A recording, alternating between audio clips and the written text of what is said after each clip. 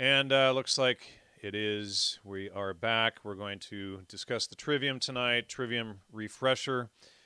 And I think it's pretty well needed right now. Apparently, people are expecting to do a lot more pooing in the coming weeks and months than normal, and need far more toilet paper and whatnot than they normally would. And lots of panic going on. Seeing it everywhere. Of course, Southern California is a madhouse, um, kind of by default. But we're it's things are getting interesting, and I'm more paying attention to the people in the nut house than the virus itself, because it'll be the people in the panic who cause the most stuff or the most problems. Of course, Dr. Hans Utter and I, several years ago, did, back in 2015, in fact, did our show on the War of the Worlds, and subtitle was Prototype of Panic, and how they had used the radio systems in the 1930s to create, national panic and whatnot, and now it's a global panic. And so, we see people going crazy and buying like a 5-year supply of toilet paper and whatnot. Who knows why? I don't know what they're gonna do with all that toilet paper. Do you have like 5 years supply of toilet paper there, Nathan? No. In fact, we didn't change our buying habits at all. And with everybody going out there and buying things, it's now that we might need it here in the next couple of weeks. Right. Well, it's like, I made a joke online the other day. The two most important things to buy is a gun and ammunition. The rest you can take from your unarmed liberal neighbors. So, of course, that upset the liberals. Because they're gonna have faith in humanity that nothing is, they're just gonna hug the person and say, hey, let me sit down and navel gaze with you, and everything will be all right. So that way they won't get their stuff taken or whatever, their food and whatnot. But to me, it's like meat, sardines, salami, beef jerky, stuff like that. Other than being able to protect yourself and your family, or what's most needed. I mean, you can wash your hands. I don't know what people are planning on doing with so much toilet paper. I find that very interesting. And the most interesting thing about that is, what did people use before toilet paper was invented? And, so it's like, okay, well, my son used cloth diapers, and you just kind of after it went number 2, you put it in the toilet and dumped it out and flushed it, and then you threw the thing, you rinsed them out, threw them in the wash, and Yep. so why?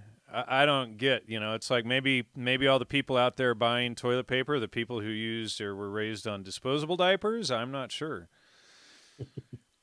So they don't get that. It's like, oh wait, yeah, you could just use like a rag, and or a Yeah, I bidet don't or understand. something like that. A bidet would be even better, right? That would be nice. I watched some videos. True Stream Media had something up, and I watched a video, and they had something where people were like running with carts through Costco, and they would get to the toilet paper section, and they were stacking their cart with exclusively with toilet paper taller than a person, and everybody was. It was just ridiculous. I don't Why? even understand it. I So don't understand. so okay, so you get like those Charmin bulk packs, and that's Yeah. like enough That's enough. One for pack would have been enough the whole for one family family. for like 9, 10 months. Yeah, and they're stacking it like higher than themselves, each person. It's just total panic. I don't understand. Well, this seems like a good time for a Trivium refresher, It is a perfect time. right? So since the population is in a panic, and of course it's driven by the media, Hmm. Well, and it's a proof by assertion fallacy, also known as Hitler's big lie. It's a proof by assertion. Yeah. Hmm. So the Bay Area is locked down now. They're on quarantine. What's funny to me about this is the Bay Area is the most disease infected and disease spreading region in the whole country. Always has been, at least for the last probably 40, 50 years. But now they're putting it on lockdown. I mean, like, you Well, that's know, probably to prevent the disease from coming out. from coming out of the Bay Area or Yeah, yeah. yeah. I Well, mean, if you think about it, like one of the biggest achievements in the world was clean water system and sanitation. right. And that's what really got rid of most diseases in the world. Well, And but San Francisco doesn't have sanitation. right, exactly. When everybody's just pooping in the lawns. It's called In the San street. Francisco now, and there's shit in the streets everywhere. So, you have poop maps so you know what streets to avoid and stuff. And there's like, what, for every 20 miles you walk in San Francisco, there's 303 poop patties. Wow. So that's 15 piles for every mile you walk. So, okay, so like if I think of the distance I walked when I was in high school from home to high school, it was 1 mile. So you would have 15 piles of human feces in that distance. It's But, crazy. it's before coronavirus, it was the most disease infected area. And then LA has got the bubonic plague, and so does San Francisco. These, they were, I mean, how come these cities weren't locked down already? So, it's like you got the gay bathhouses and all this stuff spreading all sorts of diseases for, decades. And then the plague and the whatnot. Yeah. But, Well, this is where good questioning comes in. If you can start asking questions like, uh, I don't just questioning the media narrative. I mean, if the media has become propaganda and has been for quite some time, but what media was meant to be, the freedom of the press and journalism, it was something where you would expose people. You would go in and ask hard questions. You would dig deeper and try to find the truth and not just promote a narrative. So the media on a worldwide scale is promoting a unified narrative without any questions. correct. There's no independent voices. It's just a one-dimensional monological voice, all saying the same thing, all asserting the same thing. The proof by assertion fallacy, or the Hitler's big lie. So there's an old quote that's stated to be from William Randolph Hearst, and it's journalism is printing what someone else does not want printed. Everything else is public relations. Mm.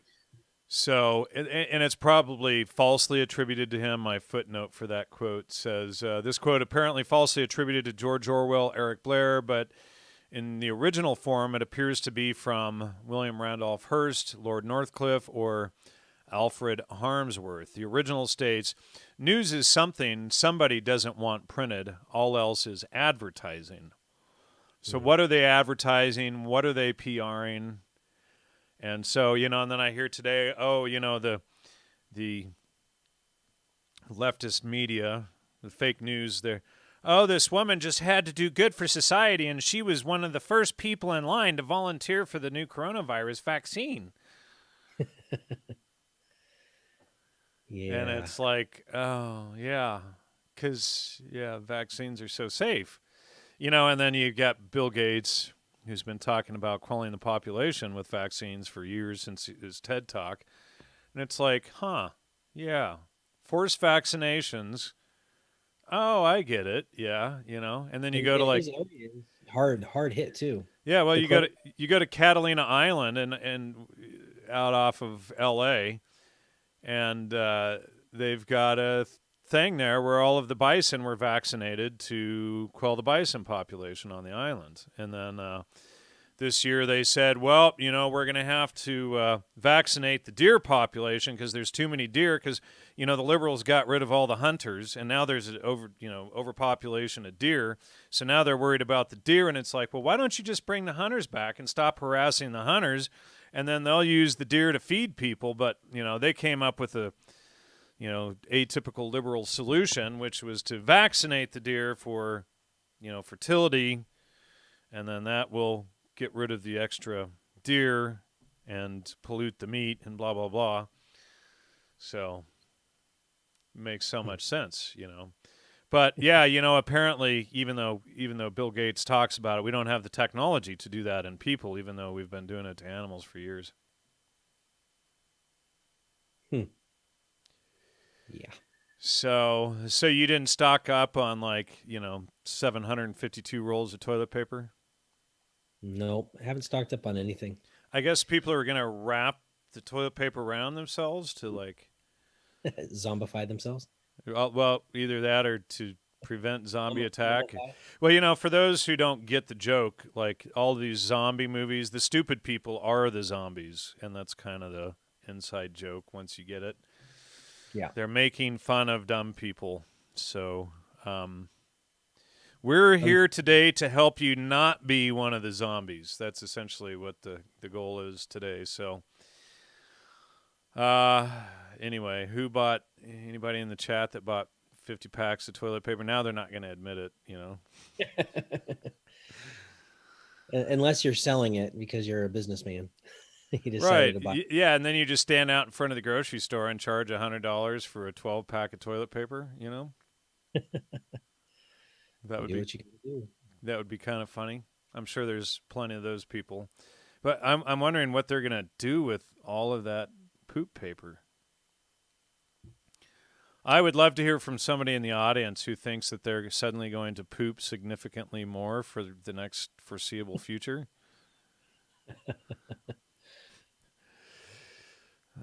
Nothing. Yeah. Well, this is probably the wrong audience to find troglodytes, So. Should hope so. So, where do we want to begin? Oh, thank you, Mr. Winters. $25 donation there. He says, sorry, I've been scarce. COVID hitting close to home a little these days. Wife been working 2 weeks straight, at least all from home now. Yeah, well, that's kind of the thing. Everybody working from home. It's the brave new world, folks. It's Huxley's final revolution. Now they're going to quell the population. So anyway, where do we want to begin? And thank you for the donation. Please support the show. You can post up your super chats. Go to logosmedia.com or use the Patreon donation thing. And I'm sure Nathan would appreciate any support as well for his work. So thank you all for your love and support.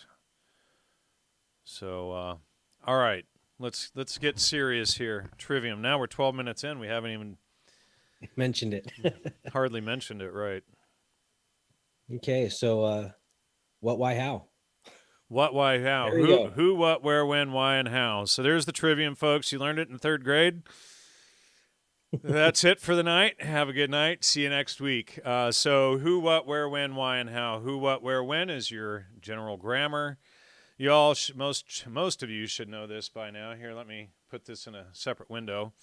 We're just going to go through this. And so you've got your grammar, which is your who, what, where, and when of a subject. And there's general grammar, and there's special grammar. So special grammar properly relates to words to other words within a specified language, English, Russian, Latin, etc. So that's the putting together of sentences properly, etc. General grammar is quite a bit different, and most people don't realize that there is special grammar and general grammar.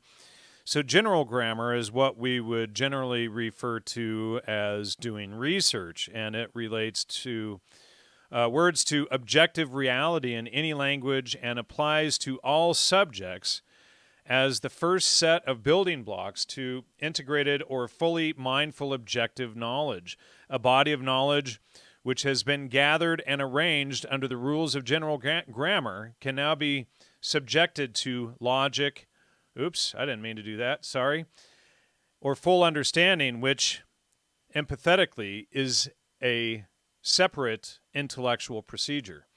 And so when you are asking, when you start off with any subject, and you can jump in at any time, Nathan, when you start off with any subject, you always start off with who, what, where, and when. And that's just the basic starting position of any topic. And you know, first you probably have that intuitive feeling in your head saying, hey, have I asked who, what, where, and when before I presume to know this information? And if I haven't asked that, let me go gather that information before I say something that's false or erroneous. And there are a couple of axioms within the Trivium. The first axiom is that reality is real. And the second is that there are no contradictions in nature. A contradiction is always, without exception, a lie or an error. You want to jump in there? Yeah, I'm gonna backtrack just a little bit and talk about how you can use these questions to actually work through issues in your own life. So it's not just something where you're doing research and trying to research the world. You can also use it to get to know yourself, to understand yourself, to get to know your partner. To you can kind of take it from the macrocosm and bring it down into the microcosm, and you can even do so and change your own thinking and purify your own thinking. So, for example, in a session, I would say, well, what are you feeling right now? And then they would tell me, well, I'm feeling afraid, or I was feeling angry, or whatever it might be. And then I could say, well, who's there with you? What happened? Um, where did this happen? When did this happen? Right. And so we're going to do the general grammar questions to understand the situation so that we can then dive deeper into things through dialectic. And there's really no subject matter that you cannot apply this to. Right.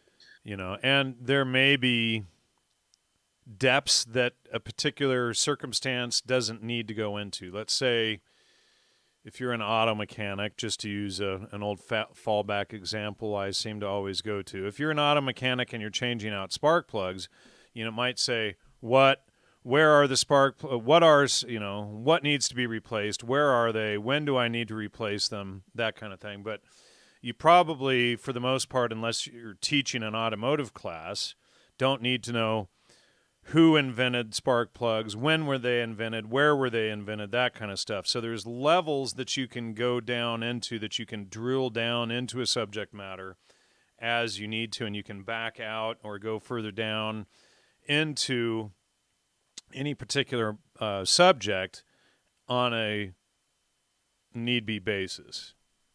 Right. Pass it over to you. Okay. That is true.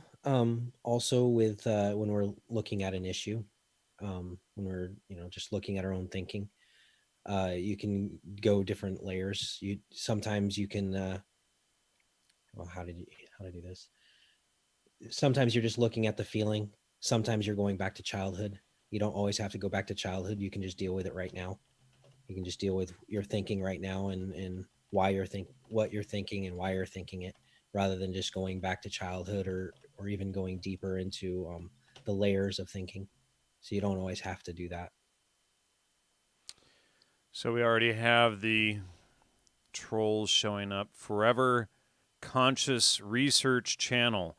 Those Talmud dollars are really paying off, it seems. We've already exposed that all of the neo-Nazi lies spread about the Talmud are false, and you have to have someone who doesn't have the capacity to realize that they can read the Talmud online and verify things.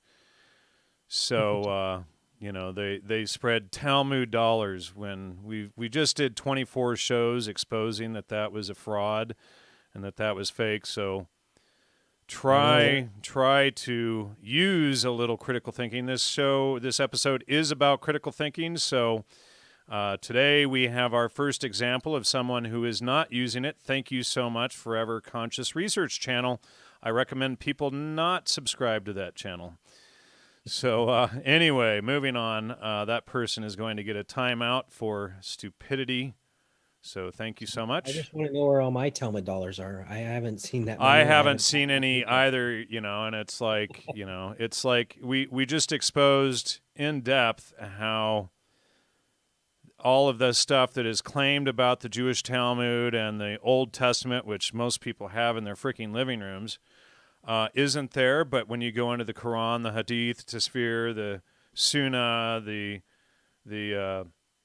Sharia laws, all of what they claim against Judaism is easily found in the Islamic text, but you will never hear any of these morons discuss or expose Islam. And anybody who does gets attacked for being Jewish. Did you know that I'm actually a Danish, Jewish FBI agent? And it's like, yeah, Jan is Scandinavian, duh. It's like Viking. It's not like, whatever these, and they'll even try to edit that statement out to make me say something I didn't say. So I don't even want to embellish it, but it's dumb. Anyway, so yeah, so and as far as research would go, before you blurt out, becoming a perfect example, like Forever Conscious Research Channel, who's never actually done any research, you would want to verify things like the fake Talmud quotes that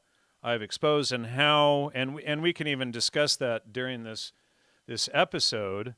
But how would you go in and verify those actual quotes? So, the evil Talmud that doesn't actually say any of these things, you can go in here and it's like Gentiles prefer sex with cows. So what you would do for any smart person is they would do research, and rather than taking these fake quotes at face value, they would go to the Talmud and they would fact check the quotes, and then they could see in the Talmud itself that these, what they'll do is they'll find one line out of a whole 10-page discussion, and they'll take that one line out of context and then say, see, it's proved. But meanwhile, you can readily find all of this stuff in Islamic texts. So you have to go down and do the grammar, fact check what you think before you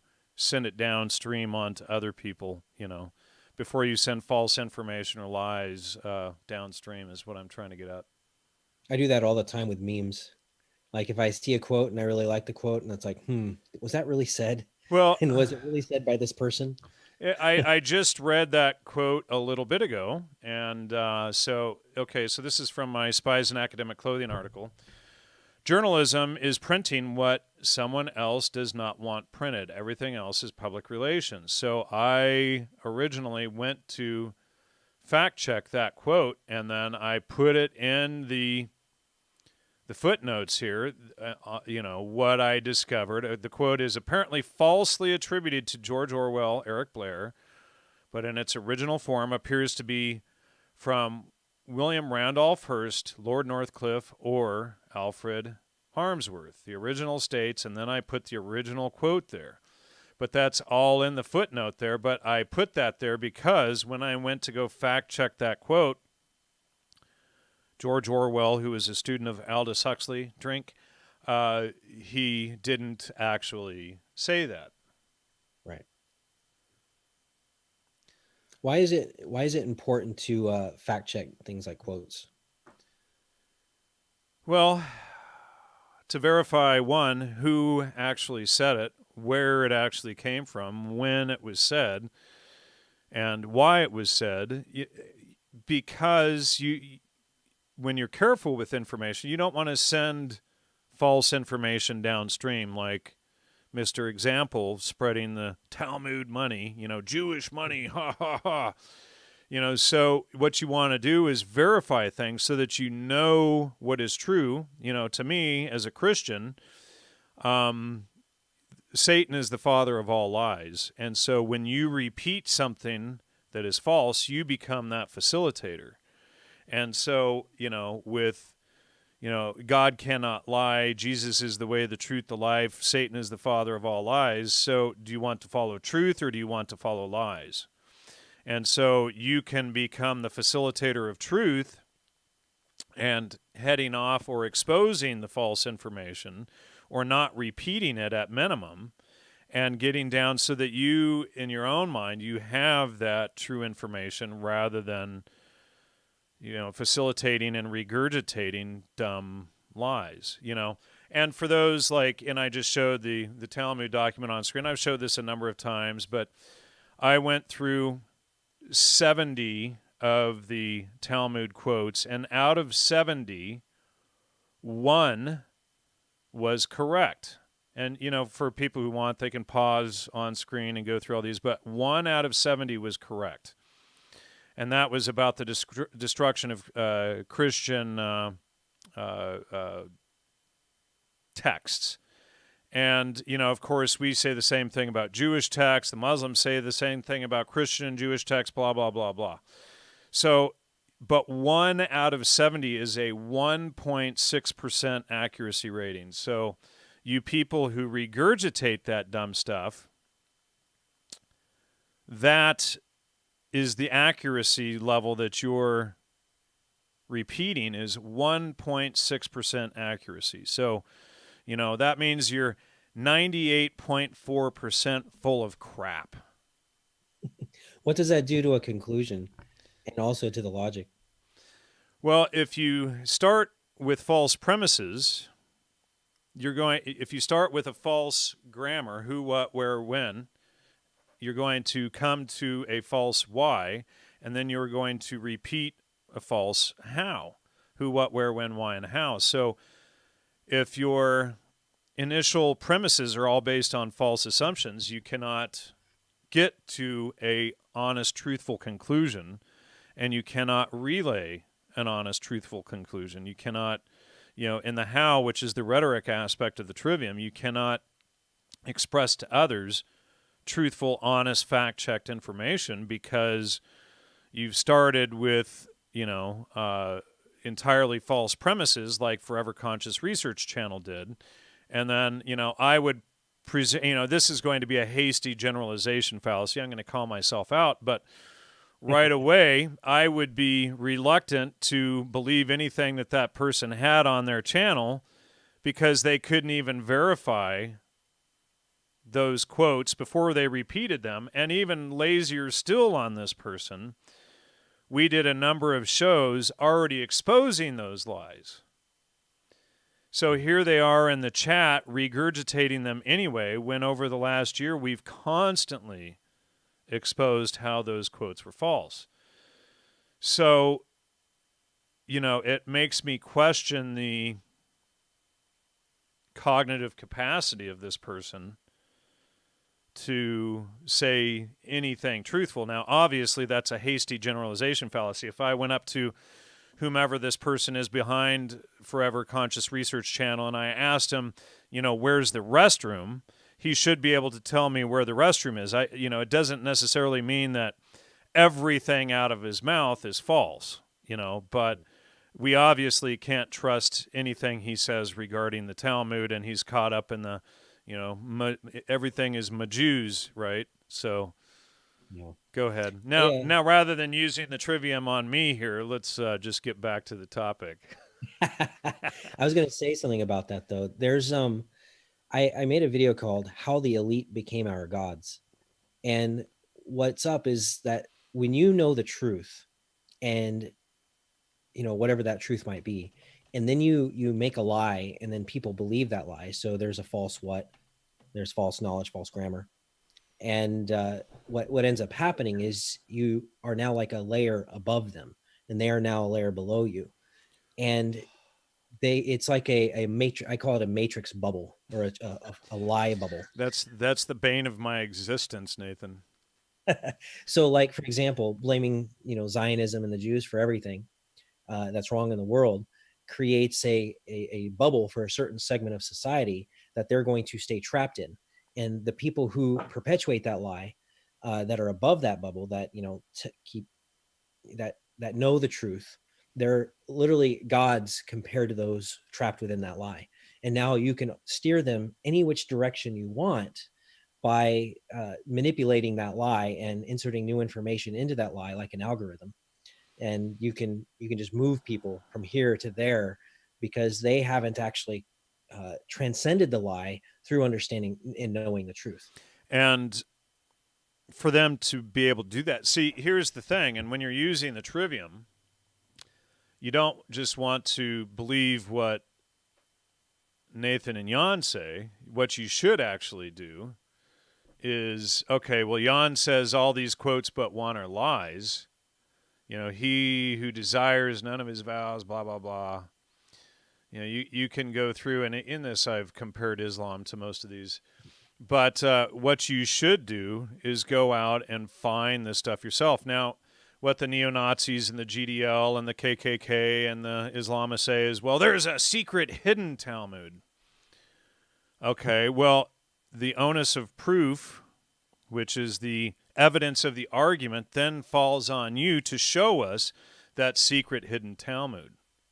And if you can't present it to us, then you fail the onus of proof, and then it becomes arguing the arbitrary, and your argument is dismissed by default. I don't even have to entertain it. If you cannot support your own evidence for your arguments, and this knucklehead is still going on.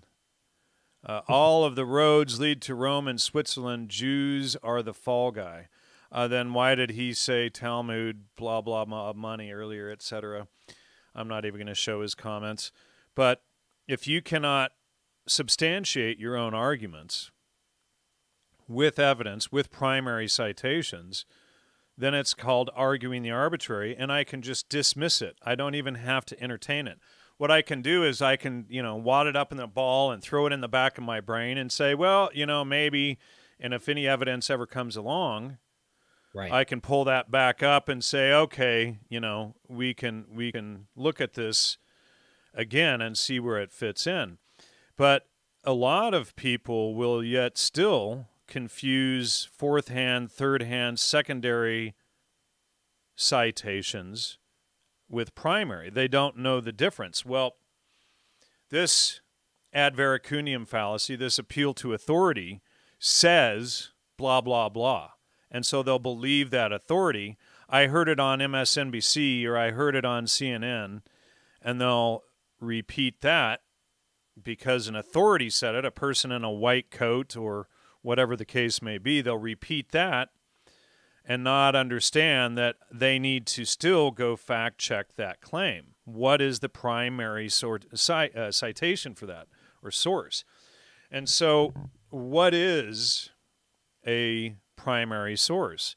Now, I've had some people say, well, if the Bible says it, that doesn't mean it's true.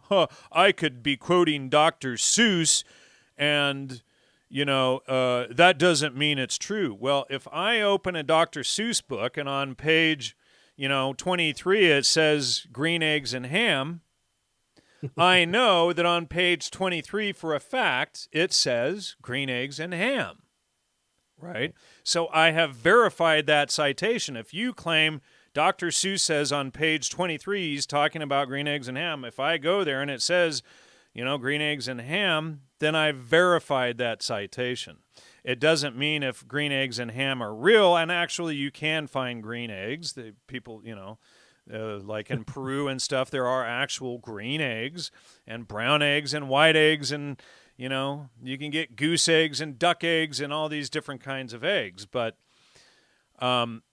it's verifying a primary citation. Whether it's true or false, you go to that page and you verify what was said. Now, if the claim is false, you can also, using the Trivium, show that the claim is false through the primary citation. Did such and such person make this false statement? So you go all the way down to the original source and you verify if that statement was actually said. And so you can prove it's true, okay, is it true that this person lied there? Or did they tell the truth there? And so it's all the process of verifying that primary citation. And then a secondary citation is someone talking about the primary citation. A third-hand citation would be a third party discussing the second party discussing the primary citation. And a fourth-hand person would be your average next-door neighbor or housewife who spreads rumors. You know, she's talking about this person who talked about this, the third person citation who was talking about the second-hand citation who was talking about the primary citation. So to verify it, you have to go through all of the steps all the way down. And once you remove any contradictions, again, there are no contradictions in nature. A contradiction is always a liar and error. Once you get down to the primary and there are no more contradictions, you have arrived at the truth, logos. Let's actually, I'm going to share something here. This is my formula for truth.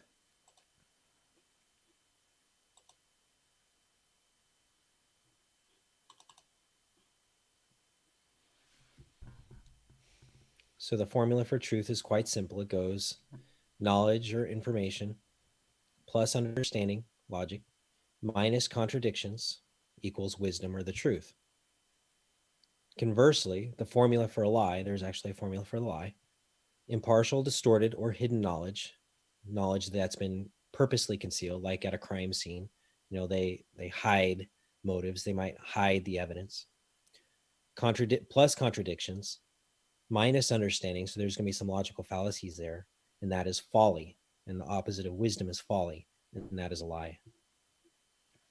I've been using this as a formula for just, you know, working through things and trying to find work through contradictions. Actually, that's something that processing, when you're processing something, you're trying to process what just happened, you're working through something, that is actually a great way to work through contradictions, dialectic. You know, two or more parties coming together and arguing for the sake of progressing the idea and arguing for the sake of removing contradictions. So you're not arguing to defeat the other person, you're arguing to remove the contradictions. The enemy is contradictions, not each other. Correct. And most people won't work to that end. They will have an agenda rather than the goal being to remove contradictions to discover the truth. You know, so they'll adhere to whatever agenda. You know, I learned XYZ in school. My teacher couldn't have lied to me, and they're going to repeat this second or third hand source being, you know, this ad verecundiam or appeal to authority person teacher, rather than focusing on the truth and just removing those contradictions all the way down. So go ahead. If you're argumentative, if you have like an argumentative attitude, that's actually, you're arguing from a conclusion, because your desire is to defeat the other person, which means you're not going to be arguing from evidence and going and progressing from evidence to logic to conclusion. You're arguing from a conclusion because the conclusion is I win. The conclusion is you lose. You know, it's really you're being emotional because your agenda is to defeat, whether it's to feel superior or whether it's to promote some kind of agenda where you're going to get money from it or power or something like that, power over others. But in any which way, that's still arguing from a conclusion. Now, if you've already done the research and you've gone through everything, let's say these primary Talmud citations I showed on screen, and you've already shown them false, and you already know that the person who is repeating these things they're lying or they're spreading lies, whether they know it or not. What if you're arguing the position of, look, I've already got the facts and truth here? What do you say to that? Can you reword the question or clarify the question, please? Okay, so if you've already verified the truth of something, and I was just using the Talmud citations, you know, right. 98.4% being false, and you've already you already know for a fact that the what the person is saying is false, and you are engaged in that person and technically speaking, any statement that ends in a period is an argument. and you're arguing with that person that, look, your information is false. How do you restate what you just said, that an argument is trying to win something or whatever, when, Okay. What I do is I can tell when somebody actually wants to collaborate versus argue. So okay. argumentativeness isn't logic, it's emotion. And so there's, if I'm trying to collaborate, which is let's work together to remove contradictions, and this other person is saying, I'm going to defeat you because he's coming in argumentative, he's probably making a statement. If I see something that's possibly false, or I know I have evidence, I'm going to start asking them questions like in a Socratic manner to kind of poke holes in it, or also just to help them come to the light, help them see the light, the way that Socrates might ask questions to, to challenge their underlying assumptions, to challenge their premises, to challenge their either their logic or their grammar. Now, I'm going to ask questions to in a way that is fair-minded, and so that they have a chance to defend it. But if I'm just going in and blasting them, or they're coming in and blasting me, I know it's more of an argumentative thing and not necessarily a discussion. now, through my experience of doing the show for 12 years, there is a point, people come in and blast you. You're wrong. I was high on psychedelics and I saw God or whatever, and Yeah, they think that that is logos rather than, not being high, or this Talmud stuff or whatever. What I generally find is that there is a exchange rate. Usually you can have 15 to 25 of these Socratic method exchanges, asking hmm questions, providing true information. And by typically 25 exchanges, if the person doesn't begin to question their conclusions, then they have a nefarious agenda behind what they're saying. yeah. So I mean, or nefarious as in either self-deceived because it's just about, usually at more than 25, and sometimes I'll test it and, take it out to 50, 75, 100 just to see if they ever break. But if you get to 50 or 100 exchanges, they're a paid troll, and they're there to intentionally spread lies. right. Yeah, I've dealt with paid trolls before, definitely. I've had far more than my fair share, unfortunately. They're typically skilled. The ones that I've run into are pretty skilled. They're skilled manipulators. They're not just you know I'll call them out on their logic, and I'll ask them questions about, are you really wanting to have an exchange, or are you just here to insult me? Are you really wanting to have an exchange, or are you just here to dominate with me with your opinion? Well, And I get it down pretty fast that way. and what they're interested in doing is they're only interested in influencing the people reading the discussion. They're Hmm. not interested in an actual discussion. So, what they're trying to do is, anybody who may be reading the exchange, they want to twist it and distort it to make you look somehow wrong or whatever, and them correct.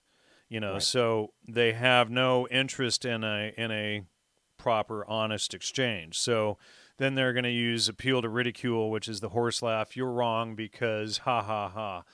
So going into some of these, like the appeal to ridicule fallacy. Let me pull this over here. The appeal to ridicule fallacy is super simple, and this is one of the most common fallacies that you see online, and everybody experiences it probably every day. But it's basically, you're wrong because ha ha ha. The appeal to ridicule fallacy is a fallacy in which ridicule or mockery is substituted for evidence of an argument. This line of reasoning, air quotes, has the following form: X, which is some form of ridicule, is presented, typically directed at the claim. Therefore, claim C is false. This sort of reasoning is fallacious because mocking a claim does not show the claim is false. This is especially clear in the following example: 1 plus 1 is 2. That is the most ridiculous thing I have ever heard. So they'll sit there and they'll go, and that's the sum of their argument. You're wrong because Right. and that, and so their ridicule is then substituted as evidence rather than presenting actual evidence. I see this also in the genetic fallacy. Well, they'll start ridiculing the source rather than the information. Right. So, oh, Nathan, did you get that from Wikipedia? Genetic fallacy?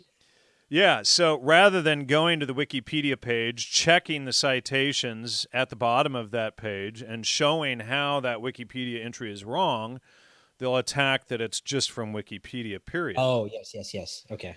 So that is a genetic fallacy, because what they would have to do is go into the citations that are given on Wikipedia, show how they're wrong, and then debunk your argument. But saying, oh, you got that from Wikipedia, I see, So, and, the assumption that the fake news or, mainstream news like CNN and MSNBC, these fake news outlet, we all know that I'm just throwing out a random number, by the way. I'm making this number up. Let's say, to be clear, let's say 90% of everything MSNBC or CNN says is false. And we know that the vast majority of what they say is false. But that doesn't mean that everything that they say is false. Right.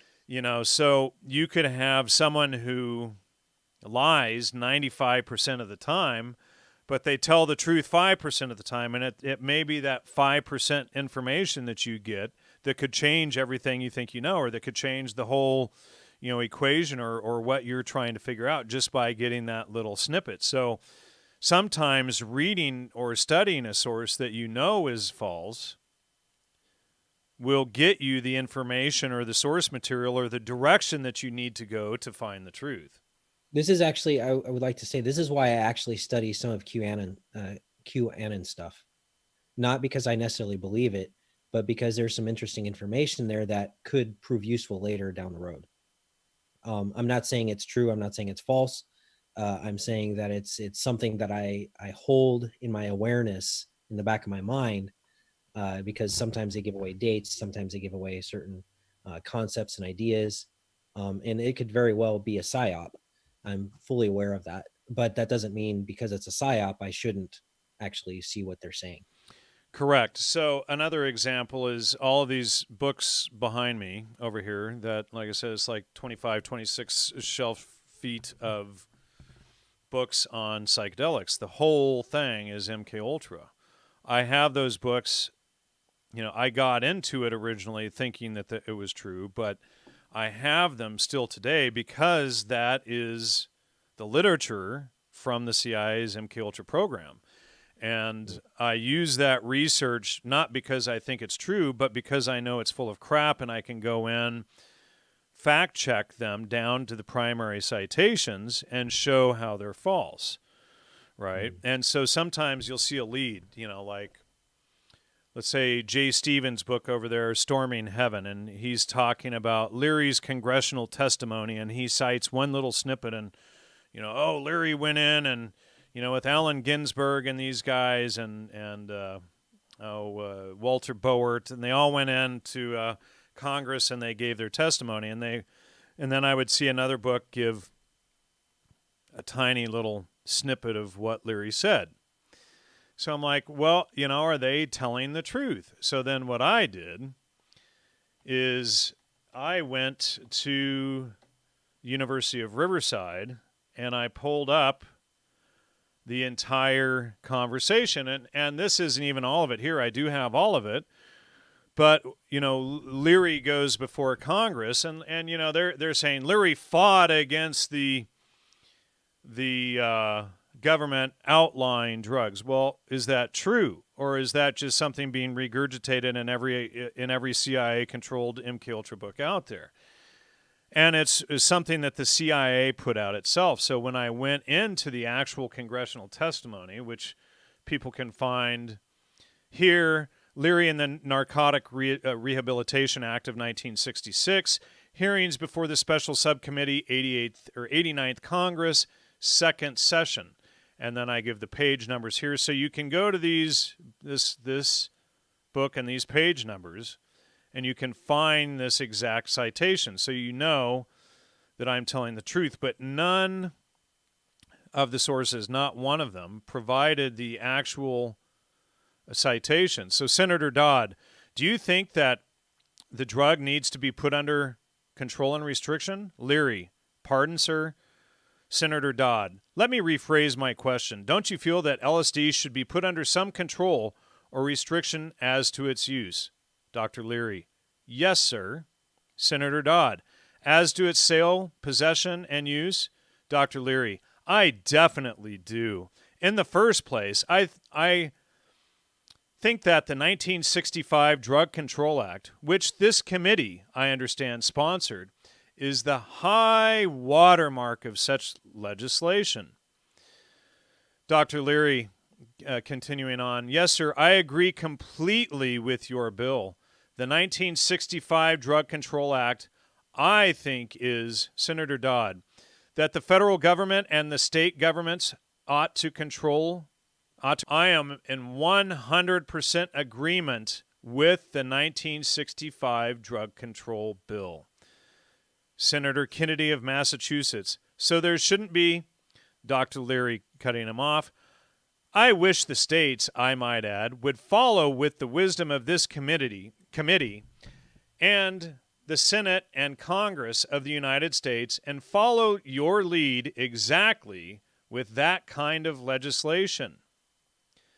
Senator Kennedy of Massachusetts, so there should not be indiscriminate distribution of this drug, should there? Dr. Leary, of course, lying. I have never suggested that, sir. I have never urged anyone to take LSD. I have always deplored the indiscriminate and unprepared use, which, of course, is complete nonsense. But so most people will say, well, if the government, and the CIA wanted, if they were against the drugs, how come the drugs are illegal? Mm-hmm. And that's the sum total of their, as you gave the levels of the argument, you're far above their understanding. So once you grasp that Leary went to Congress and requested LSD's outlaw, then you have to begin to ask a whole new series of questions. Well, why would Leary, involved with MKUltra, wanting to promote petty-amorphosis and drugs to the youth to mind control them, why would he want LSD to be outlawed? And then you have to realize, wait a second, kids don't do psychotomimetics or schizophrenogens as recreational drugs, but if I outlaw them and then pretend, with the help of Dr. Andrew Weil, that I was fired from Harvard to suppress my spiritual message when I am actually a part of the Harvard social relations team working on MKUltra, then I would realize, wait a second, Leary went before Congress to outlaw the drugs to increase their popularity with the youth in the counterculture. And then you have a whole new understanding of the entire situation. So rather than saying, well, if the government wanted, to mind control people with psychedelic mushrooms and LSD, why would the drugs be outlawed? Well, because, dum-dum, by outlawing them, it made them more popular with the youth in the counterculture and the underground movements. And then they renamed them, which I did that paper, Entheogens, What's in a Name? They renamed them from schizophrenogen and psychotomimetic, which meant to mimic psychosis or to generate schizophrenia. They renamed them to psychedelic, which means to manifest the mind. And then Professor Carl Ruck at Boston University, working with Gordon Wasson under MKUltra Subproject 58, he creates the term entheogen so that it sounds like, to manifest God within. So then, drugs are outlawed. And then you have, what's his name of the Multidisciplinary Association for Psychedelic Studies going out and, he, leads the fight. First he has, MDMA outlawed, and then he starts up the Multidisciplinary Association for Psychedelic Studies to fight for MDA's legalization. It's the exact same tactic as Leary. get the drug outlawed and then fight for its legalization and pretend that your spiritual message is being suppressed. Rick Doblin, that's who it is. Rick Doblin used the exact same tactics that Leary did, So anyway, that's kind of a, long explanation, but I wanted to get in there so people can realize that once you understand the primary citations, it forces your brain to ask whole new questions, because if they get you asking the wrong questions, they don't have to worry about the answers. And again, working at the primary citations, that's the general grammar category. Correct? Say that again. Sorry, I looked away at the chat room. Of the Trivium, that's the general grammar. That is the general, right, well said. So that is the who, what, where, and when of the general grammar. That's your knowledge phase. You're gathering all of the information that you need to know, all primary research. You're going to the library. You're fact-checking the congressional record. You're not going with what the CIA numbskulls say. And then once you have that original primary citation, then it gives you a whole new understanding, which is the next level of the Trivium. Then you can begin to understand why something happened the way it did. And then your explanation is your rhetoric, the how, is what I just gave, and how they did it, through the who, what, where, when, why, and how. And so you have a whole new level of understanding of how these things work, So you have the Harvard Social Relations Department with Leary and Dr. Andrew Weil and the Harvard Crimson and all of these people involved in MKUltra, promoting this agenda to make it look like Leary was fired from Harvard, suppressing his and Dick Ramdass's spiritual message, and then then they fight for its legalization. But that's not really what happened. Once you get it, why was Leary working at the Harvard Social Relations Department? Why was the department working in MKUltra? Why did Leary become the poster boy for this whole movement, and then go to Congress and request that the drugs be outlawed before this whole, shenanigans began? This is an excellent, you're pointing out a contradiction, which is really good. How on one side he's, fighting for, making this illegal. On the other side, he's fighting to make it legal. Correct. And that's a contradiction. Which is always a lie or an error. So then you have to remap your thinking to get to the understanding. And as soon as you don't have any more contradictions in your understanding, when you have that epiphany or that aha, then you know that you've arrived at the truth. So then we can say with certainty, unless somebody has other information that they can present that proves my theory and my reasoning wrong, that Leary went to Congress, requested the drugs outlaw, then promoted the drugs to the kids and youth and said, hey, look at that, terrible government outlawing these drugs. They're trying to keep them from you so that you don't have this spiritual experience that we created, right? When it's all based on hypersuggestion, the drugs, like and this is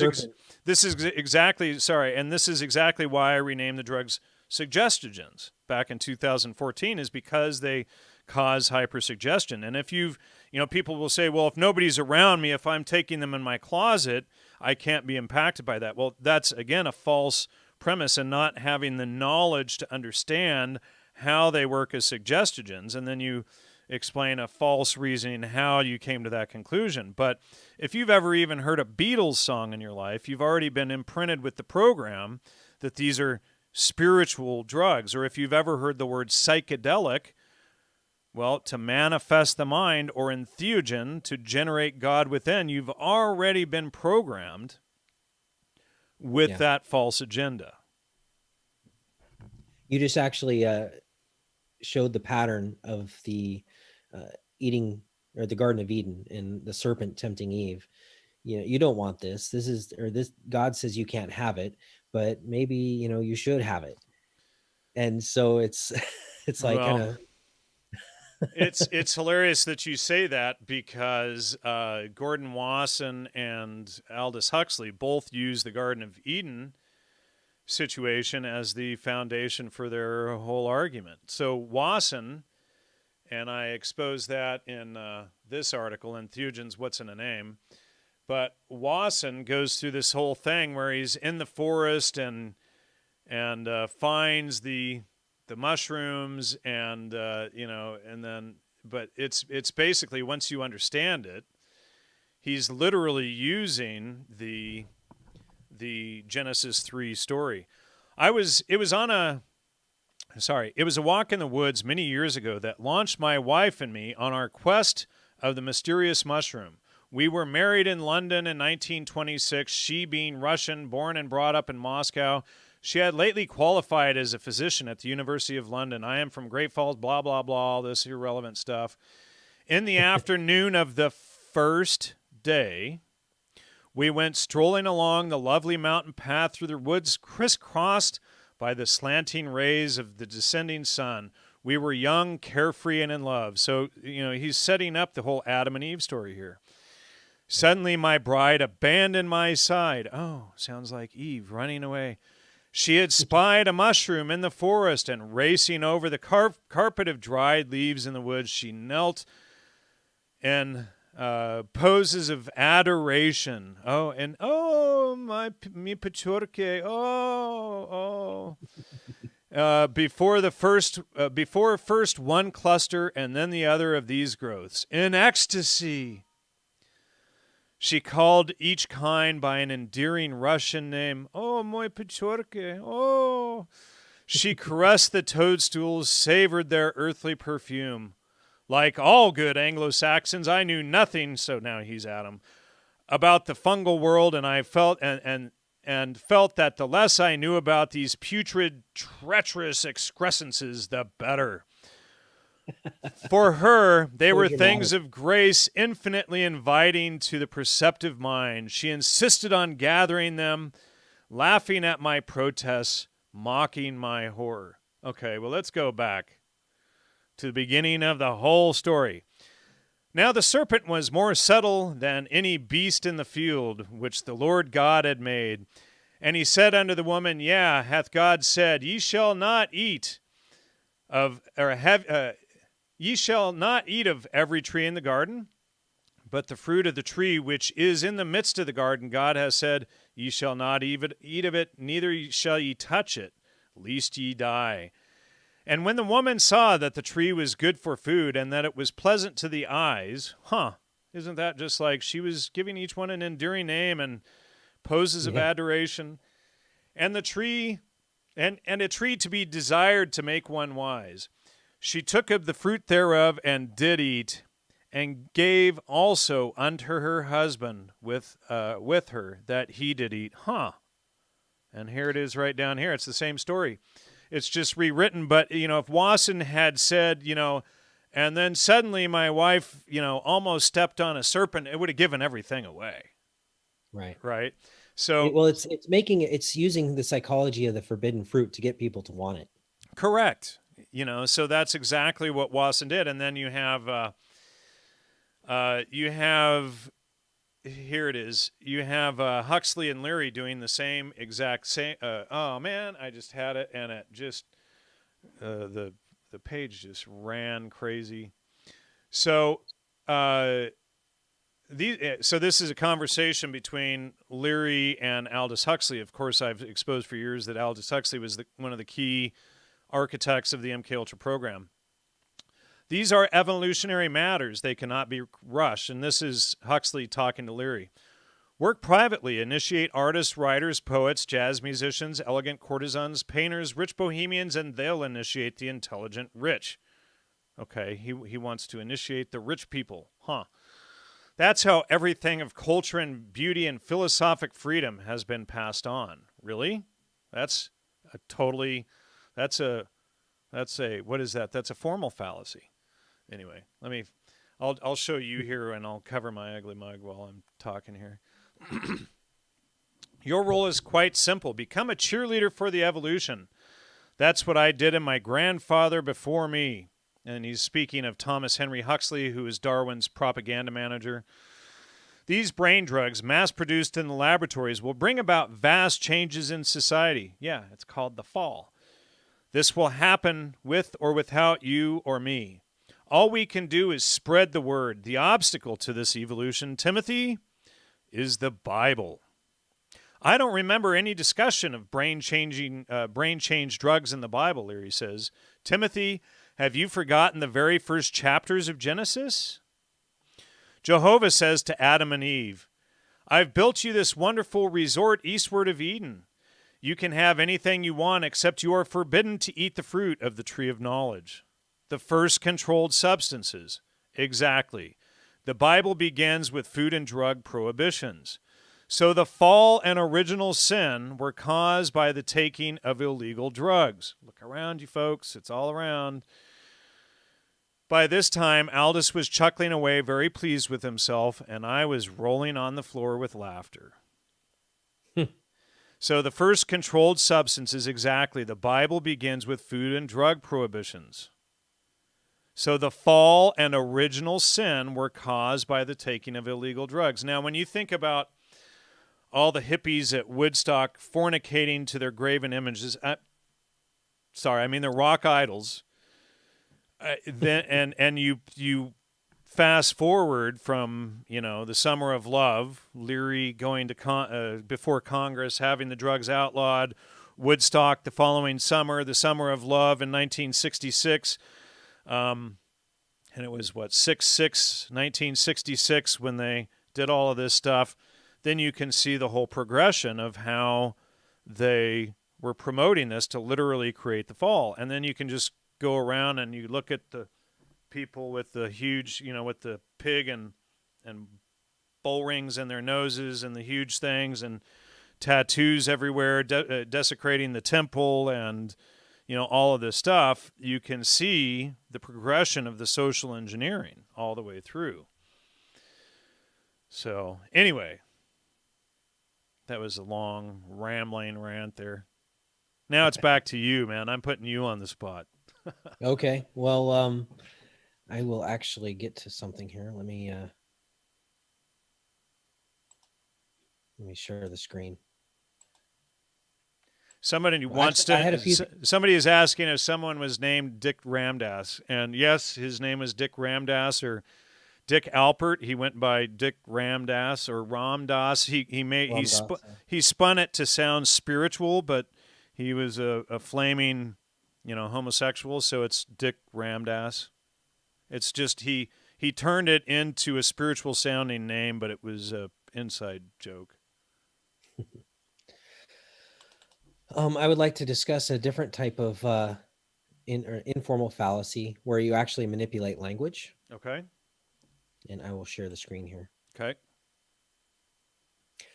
So there's a reason for the subtle perversion of our language, and that's been occurring. And Philip K. Dick actually touched on this. The basic tool for the manipulation of reality is the manipulation of words. If you can control the meaning of words, you can control the people who must use them. And there's another one. Where George Orwell said this: the English language becomes ugly and inaccurate because our thoughts are foolish. But the Slavenness of our language makes it easier for us to have foolish thoughts. If thought corrupts language, language can also corrupt thought. And that's from George Orwell, and basically describing newspeak, which was a concept in one of his books, 1984. Now, with this concept of manipulating language, what you're doing is you're like, for example, fascist. Fascist is like a certain type of economic principle. And it's actually, you know more about what fascism is than I do, but it's definitely not what it is in the dictionary now. In the dictionary, Correct. It's like a right-leaning bigot. And anybody who's a bigot, well said, right. It's not that. It's not a right-leaning bigot, and somebody who is intolerant and that kind of thing. Well, and they were, and fascists have somehow been, and I actually have this video up on screen here, so I will show this. So Hitler's socialism destroying the denialist counter arguments. If you watch this video or download the transcript, which I have posted on my Facebook page, I can pull it up again. But this gives a whole breakdown of what fascism and National Socialism and communism are. But the Italians were the fascists. Right. The Nazis were the National Socialists. And they, all of them were leftists. But it's all been spun into right-wing. It's been they've used blame casting to blame the Christian right for it, rather than understanding that that the Nazi Party was created by the Thule Society, which was created by Baron von Sabotendorf, who was a Muslim. Left-hand path, by the way. Huh? Left-hand path. Left-hand path, who was a Muslim, and that the Islamists and the Nazis have been working together since the beginning, So they have the exact same agenda. So that's just an example of how they use words to manipulate our language. And if they can manipulate our language, then okay, for example, another one, tolerant. We need to be tolerant. Well, another word for tolerant is suffering. And suffering is actually the word, and if you look at Black's Law, is the word for consent, implied consent. So what they're asking for when they want you to tolerate something is consent. They want you to suffer through something. They're asking you to suffer. If you suffer through something, you're consenting to it. And when you stop consenting, you stop suffering. Suffering is 100% consent. And it is only happens through consent. And you stop suffering. Now you can still feel pain, but you'll stop suffering when you end your consent. I'm going to give you a couple other examples here, or at least one more. So let's look at diversity. We're constantly told that diversity is a good thing. Oh, we have to be more diverse, diverse, diverse, diverse. All right, well, here's the Oxford English Dictionary. Here's diverse, the condition or quality of being diverse, different or varied, differences, unlikeness. And then an instance of this condition or quality, a point of unlikeness, a difference, distinction, a different kind of variety. Diverse manners of sorts of variety. Okay. Contrary to what is agreeable, good, right. Perversity, evil, mischief. Okay, so diversity is perversity, evil, mischief. So if you're allowing tens of thousands of Islamists into your country who believe that they have to murder all kafir and charge you, you have to give them jizya, and they're allowed to use taki on you and constantly lie and all of this stuff, is that diversity good? Is it good just to say, oh, yes, well, I have to be diverse. We have to accept Islam and the Muslims. Well, Islamists are required to murder or subjugate all non-believers. So they're going to force you to be Muslim, or they're going to kill you. So is it good to have that diversity, or is it evil? Is it perversity? Is it being done through mischief? Right? And it's like the word nice that I use often. And let me pull it up. It's in the brain database. And hold on just a second. It's almost there. So what does nice mean? Most people think it means like kind and, you're my friend, you're my buddy, you're super nice. Oh my God, you're so nice. But so let's look at the etymology of the word nice, folks. Is it what you think? So when you look up the grammar, when you look up the history and origins of the word, what does nice actually mean? And so when we look it up, nice is actually an insult. And the foolish and stupid people that it was the insult toward were foolish and stupid enough to think it was a compliment. From Old French, foolish, stupid, senseless, careless, clumsy, weak, poor, needy, simple, stupid, silly, foolish. From Latin, nescius, ignorant, unaware, literally not knowing. Wow. So, when I call someone nice,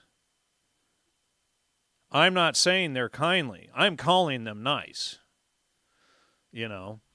And so in the way that the word is meant, but, and it also means dainty, delicate, like a dandy, So once you understand what the word really means, it has a whole new, there's a whole other level to the understanding of it. And why was that done? I have one too I'd like to share, and it Sure. has to do with third and fourth wave feminists and how they are attacking the patriarchy. Absolutely.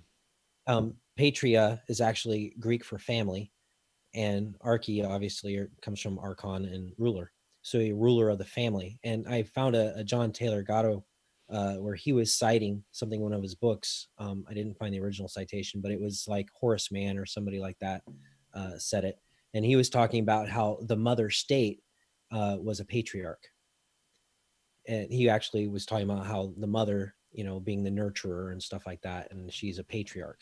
So a woman or a man can be a patriarch, but the way that feminists use it is they're attacking men. And Correct.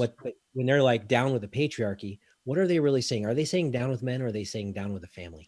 Well, it's all an attack on family. And so Yes. let's go back to the database here. And a lot of people in the audience have seen this one before, but let's pull up one of the primary feminists, former Playboy bunny herself, who sought to destroy family, right? And so this is Gloria Steinem. And so, quoting the former head of the CIA, DCI William Colby, I might quote Miss Gloria Steinem, one of those so assisted, who commented that the CIA wanted to do what we wanted to do, present a healthy, diverse view of the United States. I never felt I was being dictated to at all. So again, we're back at the CIA's attack on family, creating the fall, etc. And they're all Fabian socialists. See, the stronger the family is, and extended family, etc., the less reliant upon government you are. Right. So if you're a single mother getting food stamps and supplemental income from the government, you're going to say, yes, yes, more Joe Biden, more Bernie B.S. Sanders, more of this kind of crap. If you have strong family, extended family, etc., you're not going to even care about that. It's not even going to be in your vision. A government can come and go, rise and fall, and your family is there. It's not even going to care. But Aldous Huxley and all of these MK Ultra people were, George Orwell, Eric Blair was, his real name was Eric Blair, was another Fabian socialist. And so they're going to promote all of these socialist ideas to attack the family, to break it apart. So feminism and attacking the patriarchy or the family becomes core to promoting that socialist agenda. And Planned Parenthood the same way. Exactly, right. So anything, and of course, Bill Gates' father, going back to him, Right. is one of the people behind Planned Parenthood. So we can pull that up here. So his let's see here, Gates family, William H. Gates Sr., and he was behind Planned Parenthood.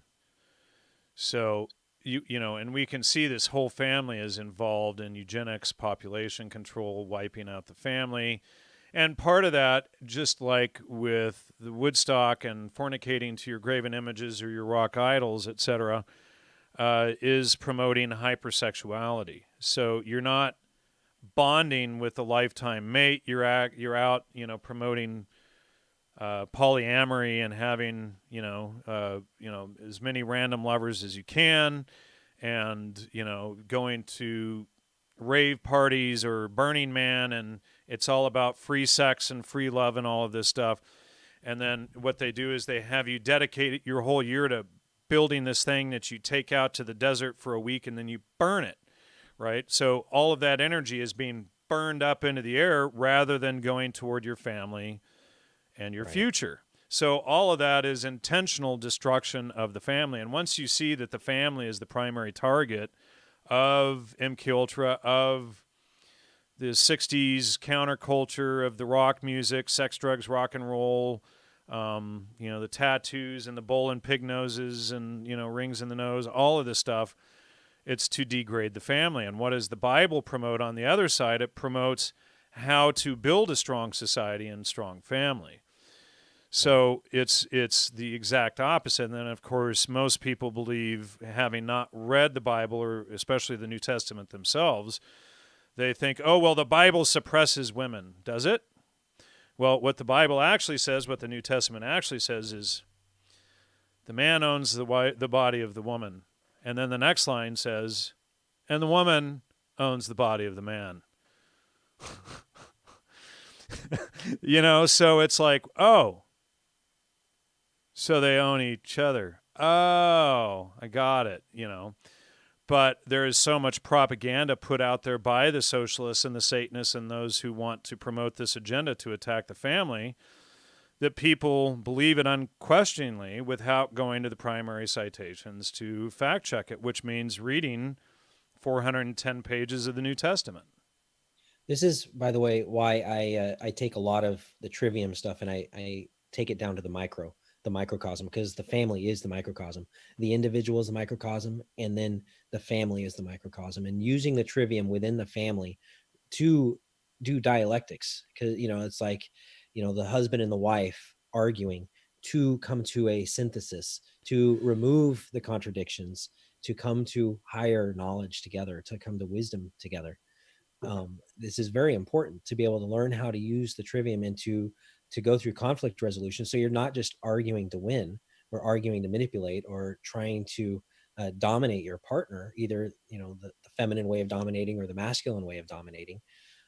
You're doing it so that you can grow the family, and the more that you are able to synthesize information and synthesize, how do I say this, the different viewpoints that come from being in a family, and you can actually create depth and breadth together as a family, and that creates roots, and those roots go deep down into the ground so that you can actually have a really nice tree that flourishes as a family tree that flourishes. You mean the tree of life? Yes.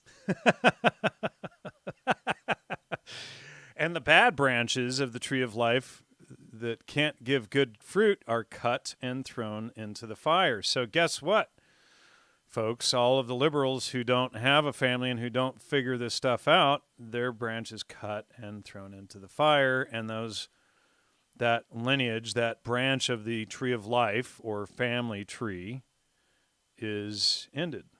That's it. It's pruned, literally. But So also the good news is that people can be grafted onto that truth, they can. into Hey, that family. so Ting Ting Shiny says ownership agenda, going back to the man owns the woman and the woman owns the man. To me, there's nothing hotter when a woman says, "This is my man," or and vice versa. "This is my woman." But the feminists want to attack that. Oh, well, that's about ownership and all of this stuff. So they try to spin it out of context so that go Well, ahead. if you work in the field and you create fruit, you are entitled to that fruit because you worked it. And now, if you've worked a relationship with somebody for a certain amount of time, you are actually creating fruit in that relationship, and that is yours. That is your property. And if somebody comes in and tries to steal that fruit from you, that's theft. Right. Well, now there's no fault divorce. So Right. anyway, So, you work on that relationship, and that relationship is your property correct. because you have toiled in the field of that relationship, and what you put your labor into, what you put your energy into, is your property. And the fruit of your loins as well from Yes. that relationship until they are deemed old enough to leave the family or be a part of the extended family, or how have it, preferably Responsible. extended families, to to then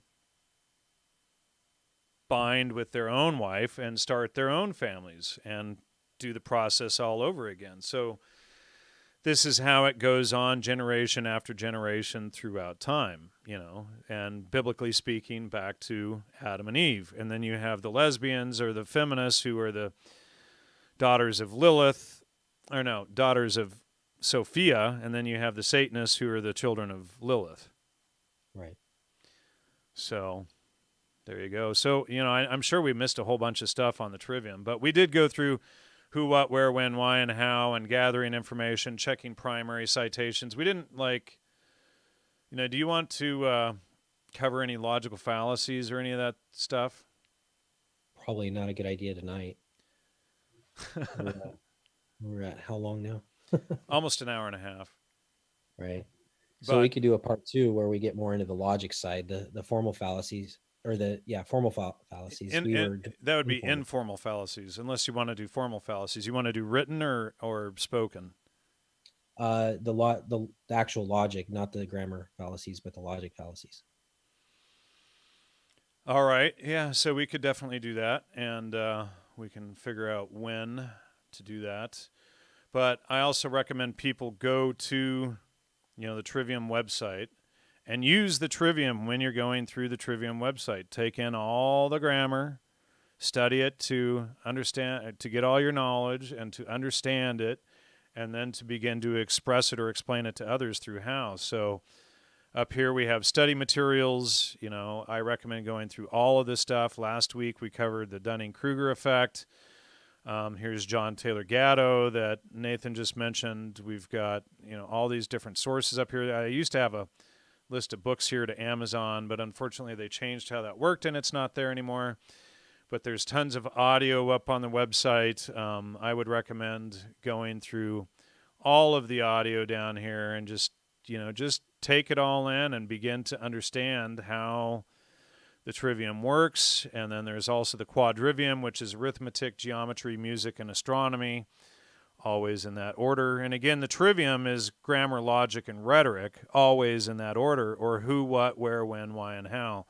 If someone is trying to get you to understand why something is before asking who, what, where, and when, they're probably lying to you. Or if they're trying to explain how something is without the who, what, where, when, and why, they're probably lying to you. So I would also add that a lot of people jump from the what, where, when, and who, and they go past the why to the how. yeah, And then the pre-trans fallacy where they're jumping, from the pre-state to the trans state without going through and building the bridge. right. So you have to take in that knowledge, that who, what, where, and when, before you can understand why, and then explain how. So literally, who, what, where, when, why, and how. So general grammar answers the question of who, what, where, and when of a subject. Discovering and ordering the facts of reality comprises basic systematic knowledge. Formal logic answers the why of a subject. Developing the faculty of reason and establishing valid, or i.e. non-contradictory, relationships among facts is systematic understanding. Again, you cannot... logic is the art of non-contradictory identification. So whenever you see a contradiction, instead of throwing your arms up in the air and saying opinions are like whatever, I can't know the truth, all that means is that you have to dig further down into the information until there are no more contradictions. So don't give up, dig further. And then classical rhetoric provides the how of a subject, applying the knowledge, who, what, where, and when, and understanding the why, expressively comprises wisdom, or, in other words, it is systematic, usable knowledge and understanding. So this is how all knowledge in the universe begins. That's the starting point for everything that we can ever try to know. And if, somebody is using fallacies, in fact, I'll just pull it up here. On the Trivium website page, if you go to some logical fallacies, on the bottom of the Trivium link, you can see a bunch of the fallacies here. And, just begin to memorize the basic ones. And you can also, buy Trivium bookmarks from me, and I'll ship them straight to you. And that way you can keep them in your books. You can fold one up, keep it in your wallet or whatever. It also helps support the show and supports keeping the Trivium website up, which has been running for a decade for pretty much free. And we keep all this information out for everybody to gather, to learn how to think critically. But, go through all of these. And if you can memorize at least the basic, 20 logical fallacies or so, you'll be protected from most, predatory crap coming into your mind. So the trivium is like mental jujitsu, just like there's physical defense, physical self-defense, there's mental self-defense. So the trivium is your mental self-defense, and using it properly and fact-checking things and understanding what logical fallacies are and going down to the primary citations and all this stuff. This protects you and your family from psychic vampires, from people who want to mislead you, do ill will to you, sell you bad products,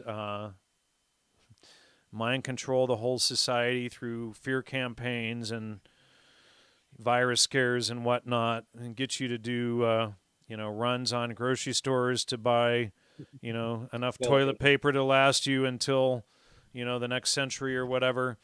These are all, appeal to fear. These are all tactics that you can learn and understand that these are people trying to manipulate you. So, speaking of the appeal to fear, what is that fallacy? Appeal to fear is a fallacy with the following pattern. Y is presented a claim that it is intended to produce fear. Therefore, claim X is true. Go out and buy lots of toilet paper. A claim that is generally but need not be related to Y in the same manner. This line of reasoning is fallacious because creating fear in people does not constitute evidence of a claim.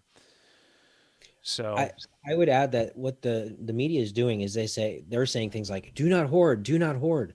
Well, what most people actually think when they don't have discernment, they hear hoard, hoard, hoard, because the authority is telling them don't do this, and then they're going to be kind of like, it's like reverse psychology. Now they're going to go out and everybody's going to hoard. So actually there is like a trigger word where they're not hearing the do not, and they're only hearing hoard. well, anybody who has children knows that if you say do not do that, they hear do that, you Right, know. exactly. So it's because when people have the intellectual and emotional capacity of children, now that's exactly what's going to happen. They're going to be given that do not, but under their breath are like, shh, shh, shh. We're just giving this command for everybody to go, crazy and hoard, because we know exactly what they're going to do. So it'd be interesting to investigate and see who in the media and the politicians, et cetera, went out and bought stock in toilet paper companies and whatnot right before all of this happened, right? Get down Right. to the grammar, the who, the where, the what, the when, and find out, what they invested in. It's like Obama doing all the gun scare thing that he's going to outlaw guns, and then we find out he owns huge stocks in Smith and Wesson, right? Oh, nice. So, yeah. I would like to say that if anybody is interested, I do sessions. Um, I have session packages and things like that at my website, theunityprocess.com/sessions. And what we're doing is I am actually using the trivium on your own thinking. You're coming to me with a problem. You're coming to me with a belief system. You have feeling problems. You have behavioral problems. And I'm going to be using Socratic dialogue along with a trivium to drill down and deal with that problem. And so there's a verse from Romans 12:2 that comes to mind. It says, do not be conformed to this world, but be transformed by the renewal of your mind, that by testing you may discern what is the will of God, what is good and acceptable and perfect. And so what sessions can do, and what learning the trivium in general can do, not just doing sessions with me, but learning to do this for yourself, is you are going to renew your mind. You yourself are going to be transformed because you renew your mind. And now you're going to be able to discern what the will of God is, and with God being truth. Well said. You want to end with John 1 again, or is that passe? Yeah, sure, go for it. All right. You want to read it too, or I think I read it last time, didn't I? Or did Yeah, you? I have to look it up. Let me see here. I closed my Bible software. Oh, wrong software. I just opened the Oxford English Dictionary again. Oh, it all makes I don't sense once you get Logos. I don't have it handy.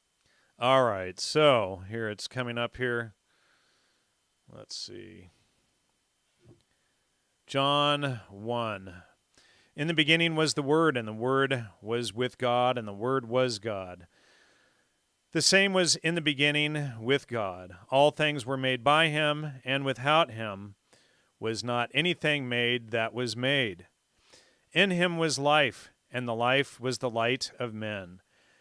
And the light shineth in the darkness, and the darkness comprehended it not. There was a man sent from God whose name was John. The same came for a witness, to bear witness of the light, that all men through him might believe. He was not that light, but he was sent to bear witness of that light. That was the true light, which shineth, or which lighteth every man that cometh into the world. He was not in the world, and the world was not, or he was in the world, and the world was made by him, and the world knew him not.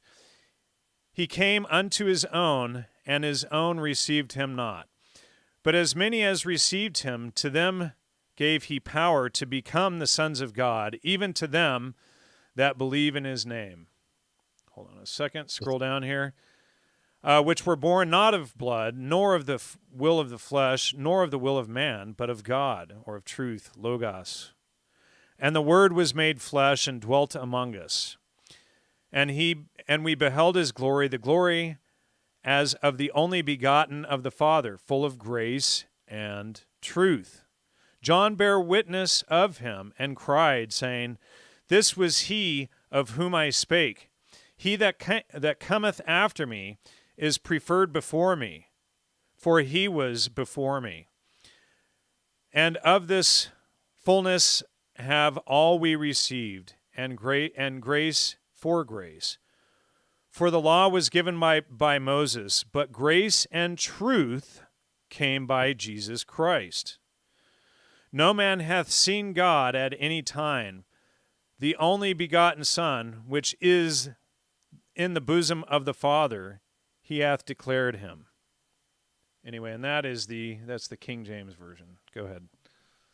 And thank you, Steve Mercer, for the super chat. And thanks to everybody who supported the show and who sent donations during the week. Hugely appreciated that we had a number of donations that came in this week. Somebody sent $100, 25, 12. There were some other donations in there during the week too. So much appreciated. Logosmedia.com. Please hit the donate button, or you can hit the Patreon link in the description, or you can also send your Bitcoin donations, etc. I think Bitcoin has gone way down, so now's a good time to send it. And Nathan, what do you want to add before we wrap it up here? Well, just thanks again for having me on the show. I appreciate it. Yeah, thanks for coming on. People really like you on the show here. You bring a lot to the Socratic method and understanding and using the Trivium, and you speak very calmly and peacefully. Yeah, that helps. So anyway, folks, thank you so much. Have a great night. See you all next week. I'm not sure if you were coming on again next week, Nathan. I was also wanting to have the producer of the film San Francisco on soon. So do you want to do next week or the following week? What works better for you? Either. It's totally up to you. Why don't we just finish this out and do next week, and then the following week I'll try to get the San Francisco guy on. He's also a preacher, so that'll be interesting. He pulls it all from a biblical perspective and shows the whole feces in the streets and all that. Oh. All right, folks. Good night. See you all next time. Thank you so much. Good night. God bless. Bye-bye.